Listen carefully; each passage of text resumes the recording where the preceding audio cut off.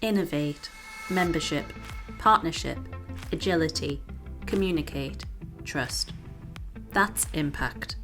A 12-week intensive syllabus for innovative, industrious and inspiring association board leaders. Visit associationtransformation.org for more details and to register for our next programme. Cohorts commence in February, May and September 2021.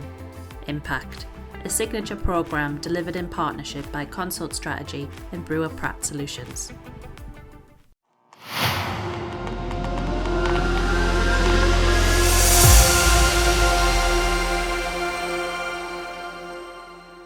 Well, hello and welcome to Association Transformation, our transatlantic and now global conversation, during which we aim to increase the impact and evolution of nonprofit organizations. I know it may sound corny, but it's that love of mission-driven organizations and associations that brought Andrew and I together.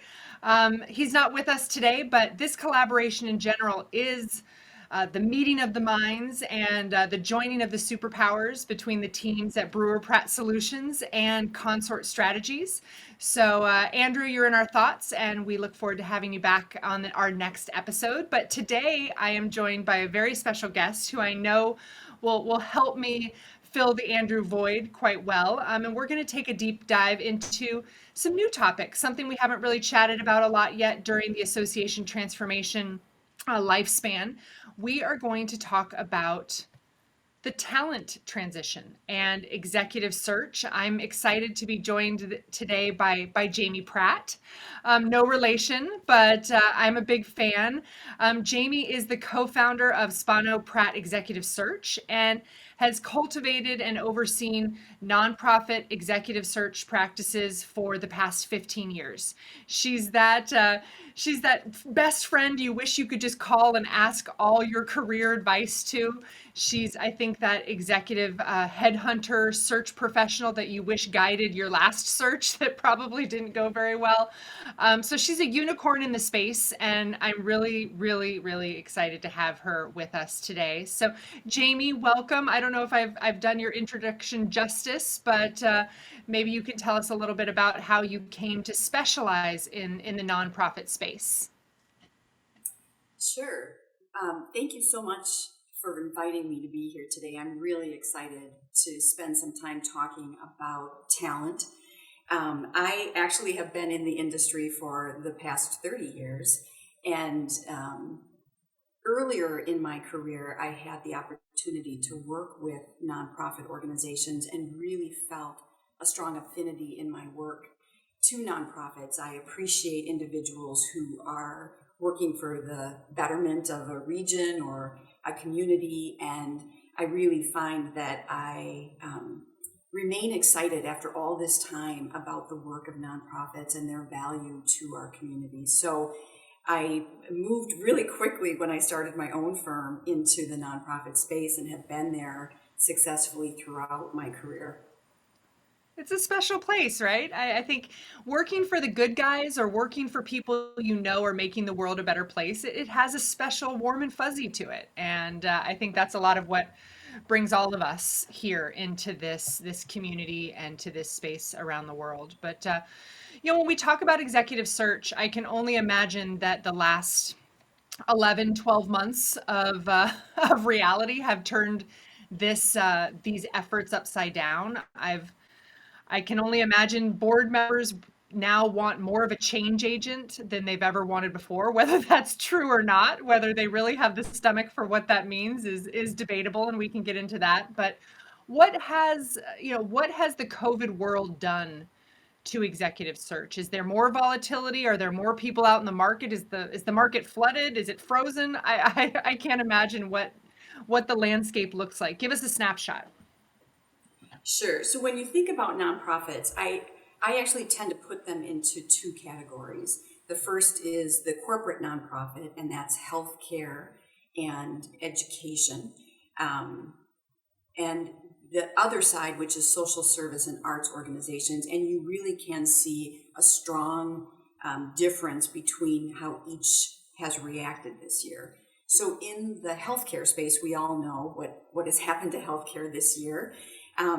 we're finding that healthcare organizations did a really strong retraction around anything that wasn't COVID related, and actually cut staff in those areas in trying to survive. And now, since COVID has become more standardized, or understand how to deal with it, we're seeing more hiring in healthcare right now in the other spaces that weren't COVID related.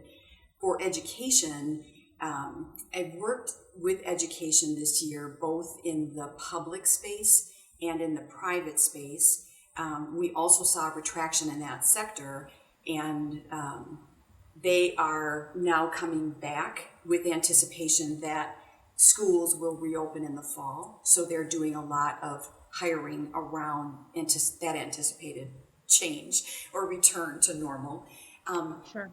The parts that have really been impacted adversely would be the arts organizations and the social service organizations. They've relied more heavily on fund development. And in arts, obviously, they are not having any earned revenue. So those two sectors are really struggling quite a bit. And if it weren't for PPP dollars coming in, or some assets that they already had in place, I think we'd see a lot more loss in that area. So, what that makes me think about is, boards that are maybe paranoid, that are being pushed into a place of severe discomfort because of the financial, and whether it be down the list staff, and they're getting lean and they're letting people go, or they're looking to balance their budget on the back of a salary. How is the financial piece affecting this? Are organizations wanting to hire cheaper? Are they just looking to stay with an interim, or keep large positions vacant for longer? Maybe it's not what's happening, maybe what should happen. What would be your advice to let's not talk about the messy reality. Let's talk about the ideal scenario. What should organizations who are starting to burn reserves, who are approaching the leanest they can get in terms of staff, what should they be considering in terms of their HR staff management? Right. It really is one of those things that you look at each organization and they have to make their own decisions. I am seeing organizations that have really cut back on staff. I don't know if organizations are necessarily cutting back on senior leaders, because I think that because nonprofit boards are all volunteer, that having a key executive driving the organization, I see that consistently working. Yeah, it's funny that you say that best case scenario. What should they be doing? And in What's that, the magic answer? Come on, Jamie, tell us. so I think what I've seen is I've seen a lot of boards that have gotten very involved in the operations of, moving past the governance and moving back right into Uh-oh. operating. Yeah. And, Uh-oh. right. So anybody who works in the sector doesn't want to see that happening. But I think in some cases we are seeing that happen in that boards feel that they have to be involved, not just in governance and fund development, but in the day-to-day operations. That won't be long term. I think as soon as we start getting back in place. But the thing that I thought might happen is I thought that there may be more mergers that occur during this time. You have a lot of nonprofits that are working in very similar spaces. I'm not seeing that happen. I'm seeing basically more not smaller nonprofits hunker down and just try to survive through this period of time, thinking it will get better. Yeah. Well, you mentioned the boards getting more involved, and I come from a trade association space, so it was always my mindset that my board members are business owners. They have full-time jobs, and as the more successful they were in their businesses, the less of a micromanager they would be at the board level. So you want to see your industry doing well, not only for the greater good, but so your board members aren't in the minutia of your organizational management. And now, when you say that they're getting more and more involved, it makes me wonder, if leaders leaders that were coming to the end of their career, staff leaders, are they the ones saying to you, "Hey, I'm retiring early. I don't want to deal with this," or are they the ones saying, "I'm going to help see my organization through. I'm going to delay my retirement, and give my organization a few more years. Yeah, and so what we've seen anecdotally in the work that we do, and we work throughout the United States. We do a lot of work in the Midwest. We're seeing a lot of. We actually work with association management firms as well as nonprofit organizations. So I understand the world that you're in. We're seeing a lot of executives saying to their board that they are going to be leaving. They may be Wow. giving a 1 year runway to say, I'm giving you a year to find someone else. But we are actually seeing a pretty big departure. And the majority of the searches we've worked on in 2020 and now into 2021 are executive director or CEO roles. Um, and the long runway is helpful, but it's a tough market right now. If you're in a space and you're safe and you feel like you don't have to worry about your career, then you tend to stay put, right? Especially when you have the ambiguity of what is going to happen 6 months from now. If you're feeling insecure, then we're seeing people who are trying to be very proactive about finding the next opportunity. But we are actually seeing the departure. And that's probably because in the nonprofit sector, and I'm sure you are aware of this as well, there has been, for I would say the last 8 years, 8 to 10 years, this idea that we have long tenured CEOs that have stayed. And so there has been this sort of, we're hunkering down, we're building up our retirement funds before we leave. And now we're seeing the departure. Right. Right. And I think about so many CEO colleagues who are yeah, they're done with this. They between COVID and those over-involved board members, and it's enough. They don't have the stomach for anything more. And yet that 1 year runway is a very scary thing. You want to do what's right for your organization. You want to give them time to find the right person, not be rushed, and then, overlap if appropriate, and transition. But that 1 year runway, I mean, you may have a board transition in that 1 year. You may have internal candidates rising up. A lot of in my history, most CEOs back in the day didn't have contracts. They had a handshake, they had annual reviews, and they move forward. What's your advice for an executive who does, excuse me, does want to depart and do it do it the right way? If they don't have a contract, how do you give that type of runway and still protect yourself? I think that if you are an executive in good standing and you say to the board, I'd like to leave in 12 months or 18 months, 18 months is really too long, but 12 months, um, they're probably going to honor that unless they're seeing that there was some issues that were already on the table and they would like to shorten that. There's always issues. We're talking about people and personality. There's always issues. That's what board So management is, right? maybe it's mitigating risk. So if you have a sitting Yes. executive and things are going well, you want to mitigate as much risk as possible. The thing that I'm seeing though in searches that we did in 2020 were that the board was saying, we know the executive's retiring. We'd like to do a really broad search. We're open to industry. We're really looking for a strong leader. We'll go through the entire process, and in the end, they will select an internal candidate because Really? really, when the risk is of the unknown and you just don't have that sense of stability, you want it.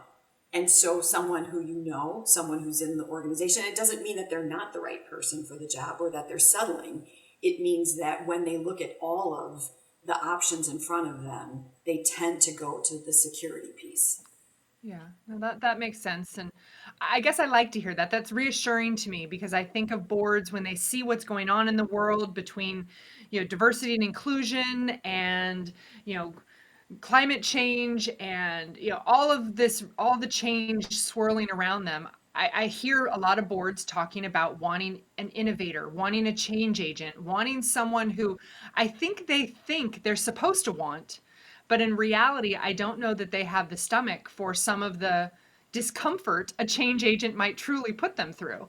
And so that makes me think that maybe they are reconciling that, and an internal candidate to your point, is safe for them. So I see this as much as you do. I see a lot of boards that really want to have somebody who is a change agent. And, my antenna always goes up when because it's such a Exactly. dramatic departure from what they just had, right? Right. So in some of the preliminary work, we talk to the board quite a bit about what they think, and they're all excited about, like, this is going to be an amazing transformational leader. But then we spend time with staff to find out how the staff feels about leadership and what they're looking for. And when we have that dramatic difference between what the staff believes is needed and what the board thinks is going to happen in the future, we put the two together. Because if you have that sort of dichotomy of expectation, the risk gets that much higher of the person being successful. When you know what you want this person to do, let's say in the first 3 years, the staff understands what you're hiring for, and the board understands what the staff needs, you're much more likely to have an effective, and you'll be able to articulate basically what the expectations are for the leader coming in so that everyone is on the same page. Yeah, no, I love that. I think having the staff involved is such an important component of that, not only for transparency, but buy-in and support, and that perspective that the board couldn't possibly have. Because I think of these as long-term marriages, right? And when they come to an end, you're almost looking for that rebound relationship, something wholly different than you've had before.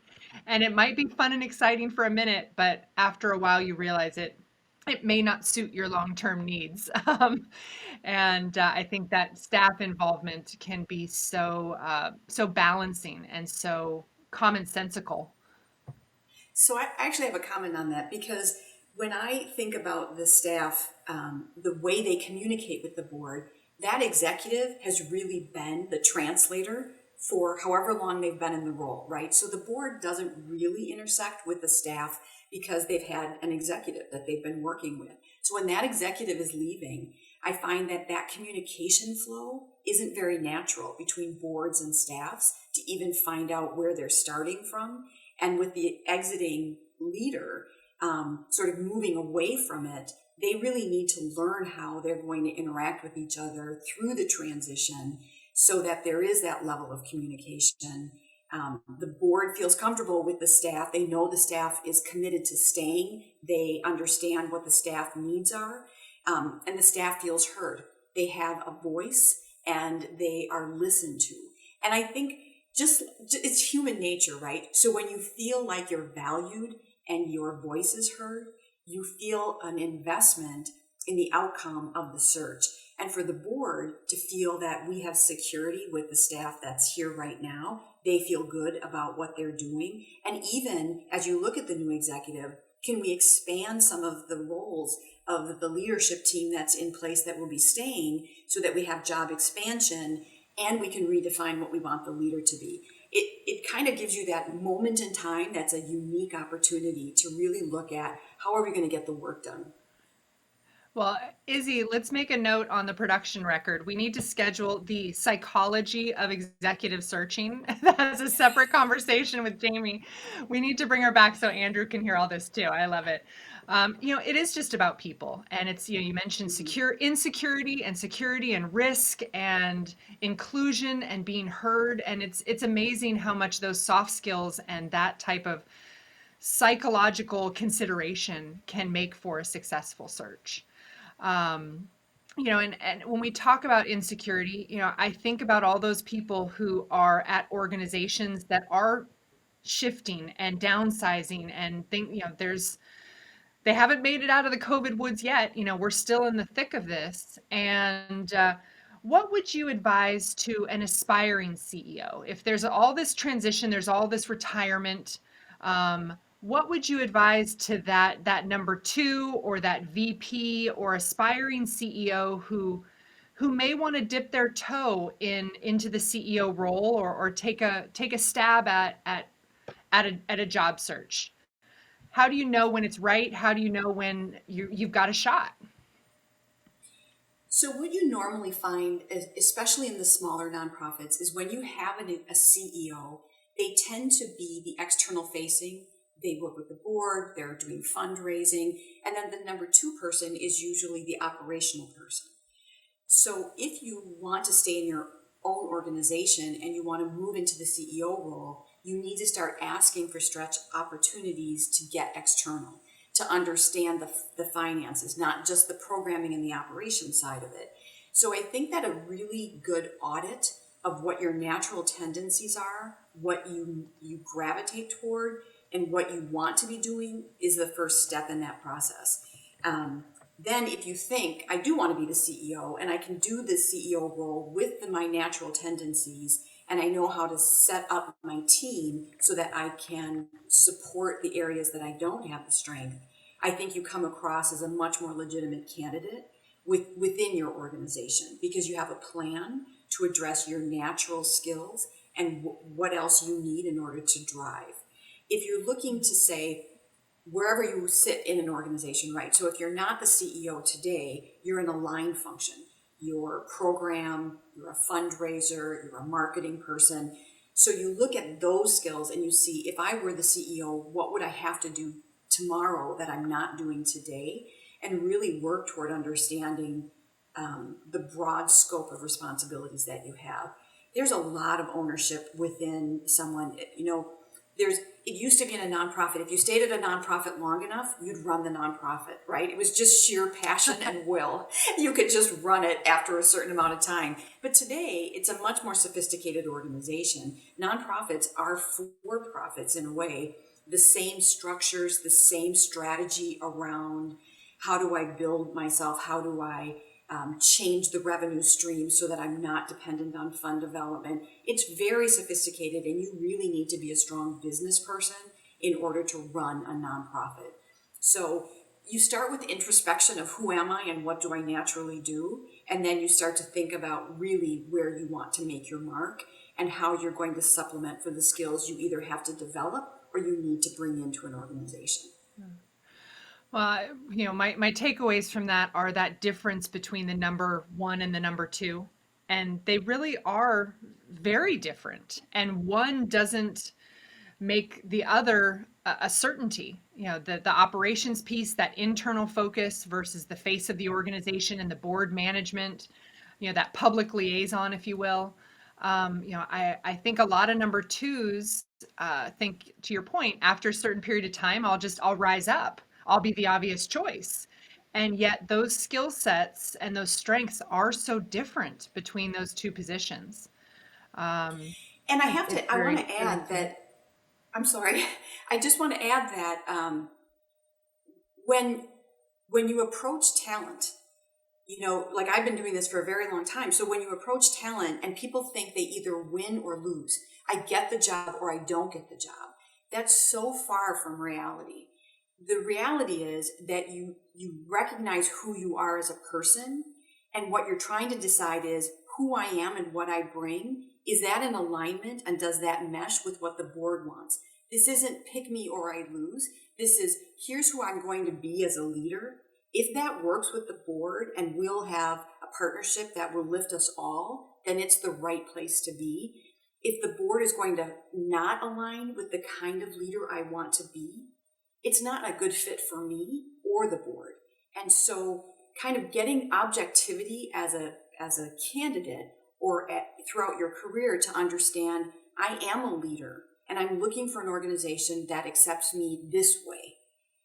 That's a much better way to look at it. And I think that's how we try to frame for internal candidates, because you don't want the internal candidate to say, I have to get that top job or I'm leaving the organization.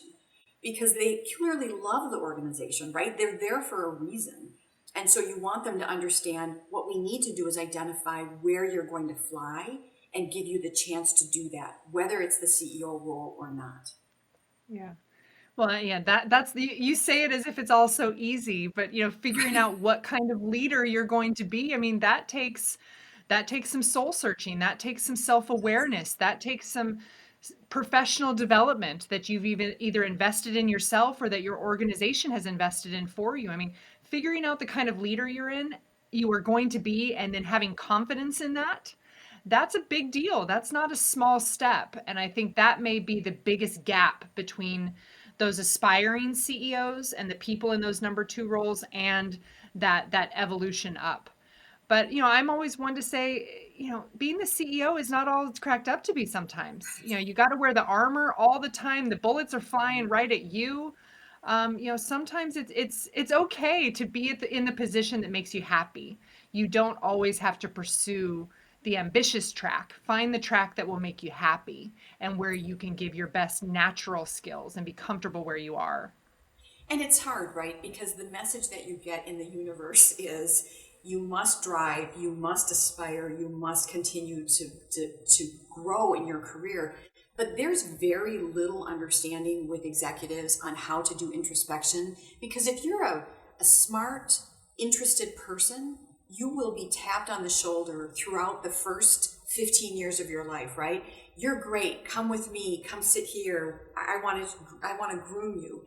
So at a certain point, when you're ready for that CEO place, no one's going to tap you on the shoulder. You're going to actually have to say, this is what I want to do. And you have no skills in that because throughout your career, you've just waited for the person to recognize that you're a really strong performer and you care deeply, and you're plucked from where you are and you're moved into an opportunity. So I think the idea of what is it that I want for myself? What are my natural skills?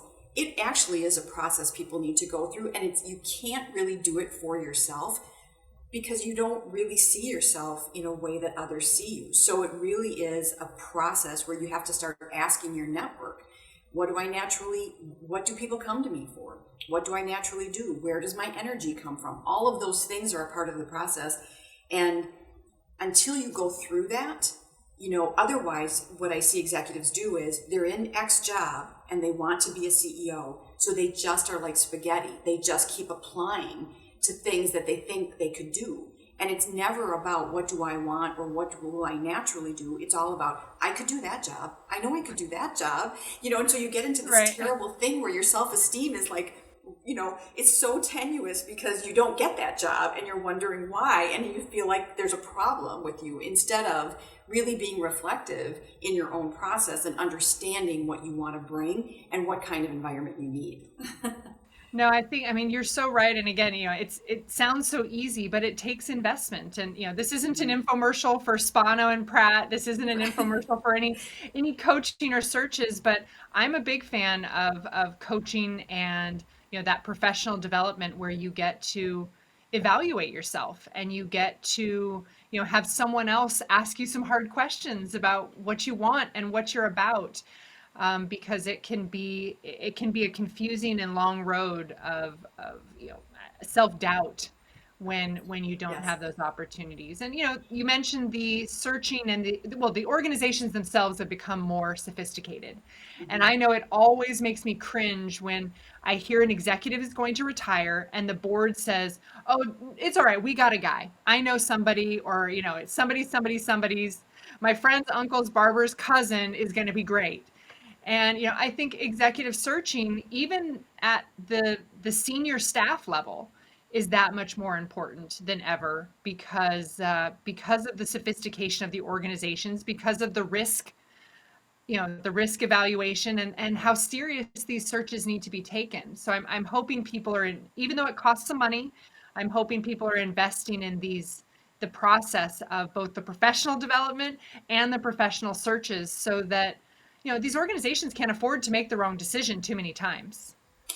Well, thank you, because that does sound like an infomercial for Spano I Pratt, know. You can but the send that reality, check to Consort Strategies and Brewer Pratt Solutions. but the reality is, there's a moment in time that you have that's very unique when a leader leaves, because the board then gets to really do an assessment on themselves or the organization before they move forward. It doesn't always happen, and sometimes there's a board member that has been thinking and waiting in the wings for the executive to retire because they really want to be the executive.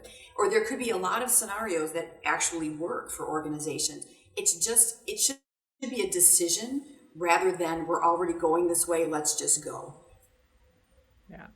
Yeah. No, oh, again, you make it all sound so easy. I think the people in these last 10 to 12 months that I feel the most for are those staff, senior staff or otherwise, who have been part of downsizing and who now are out competing in a space that does tend to be very flooded.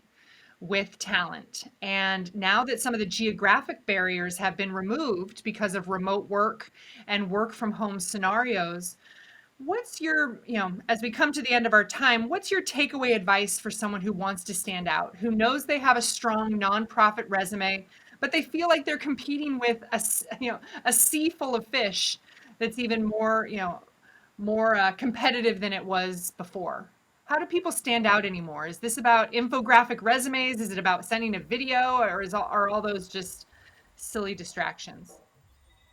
I think, no, not at all. But I think that the more someone can understand how they solve a problem, and the more you articulate through your resume or through the information that you share, LinkedIn, any of your social media really, how you solve problems, the more likely you are to tap into someone's problem, right? So a board or an executive looking for talent is looking to solve their own problem. And the less you think about, look at me, I'm great and I'm in a job search. And the more you target yourself to say, look at me, I have X number of years and I really can solve this kind of problem for an organization that's ready for it. It just positions you very differently. I think that introspection and really understanding and having confidence about who you are and what you want to do. I also think that right now, one of the best things that individuals can do is to increase their network.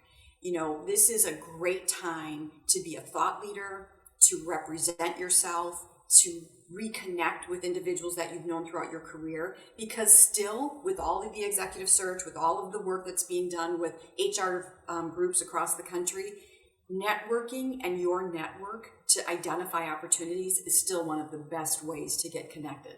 So while it doesn't really matter where you are in the world any longer, it still does for people who are still trying to mitigate risk. They're looking for somebody who has a natural affinity to what their work is and isn't just looking for a soft landing, but is really looking for that kind of environment in order to continue their work.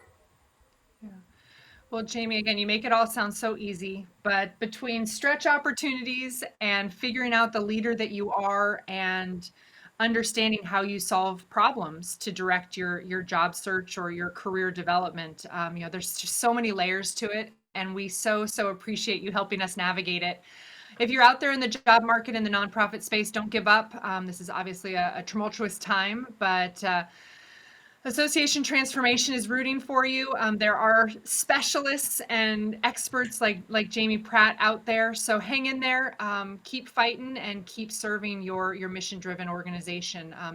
These organizations and these positions are worth fighting for. So with that, I will say thank you to Jamie, and best wishes to my co-host Andrew Chamberlain, who's not able to join us today. I don't know if I channeled enough of my Andrew. We were probably too jolly during this conversation for his liking. But thanks again for joining us, and thank you for listening. We hope you'll join us next time and every time, and do hope that you've enjoyed this topic, and will send us any ideas you have for future topics. If you'd like to be a guest or chat about issues to discuss, you can tweet us at Association Transformation or email us hello@yourconsort.com, and we'll draw on your ideas and our network to put forth a podcast worth listening to. You can find our podcasts anywhere you find your favorite podcasts, and we hope you add Association Transformation to your favorites. Until next time, we hope you'll stay well and put your members and your mission first. Association Transformation is brought to you in partnership between Consult Strategy and Brewer Pratt Solutions in support of the Institute of Association Leadership.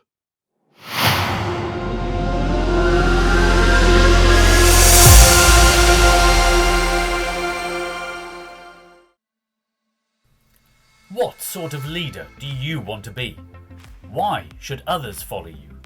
What does your association need and expect? One thing is for sure, we all need impact. Impact is a 12-week modular-based learning program representing the knowledge and competencies that experienced and high-performing directors are expected to possess, forming the basis of impactful board leadership. To find out more and to register now for the next available course, visit us at associationtransformation.org and ensure that you have impact.